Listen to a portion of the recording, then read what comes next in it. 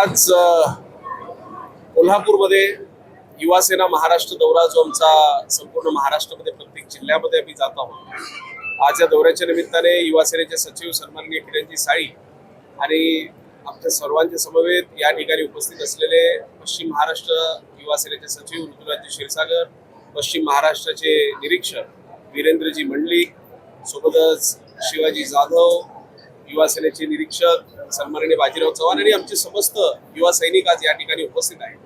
आज कोल्हापूर, सांगली आणि सोलापूर या 3 जिल्ह्याच्या प्रमुख पदाधिकाऱ्यांची बैठक या ठिकाणी आणि सातारा या 4 जिल्ह्याच्या युवा सैनिकांची बैठक आज या ठिकाणी आयोजित करण्यात आलेली आहे। आणि एवढंच आहे की पक्ष संघटना आणि संघटना बांधणी, पक्ष बांधणी या दृष्टिकोनातून ही बैठक आज या ठिकाणी आयोजित करण्यात आलेली आहे। मागील झालेल्या निवडणुकीमध्ये शिवसेना पक्षाला जे यश मिळालं त्या यशासाठी सर्व युवा सैनिकांचा आभार व्यक्त करण्यासाठी, त्यांचं अभिनंदन करण्यासाठी, त्यांचं प्रोत्साहन वाढवण्यासाठी आज या ठिकाणी मी आलेलो आहे। आणि निश्चितपणे येणाऱ्या काळामध्ये युवासेना असंच चांगलं काम हे महाराष्ट्रामध्ये एक युवा संघटना म्हणून करत राहील, हा विश्वास आज या ठिकाणी व्यक्त मी करतोय। सोबतच 18 तारखेला मुंबईच्या वरळी डोममध्ये युवा सैनिकांसाठी एक मार्गदर्शन शिबिर आणि युवा सैनिकांचं एक संमेलन त्या ठिकाणी आयोजित करण्यात आलेलं आहे। त्या कार्यक्रमाचं निमंत्रण मी स्वतः आमच्या सर्व युवा सैनिकांना देण्यासाठी आज या ठिकाणी आलेलो आहे।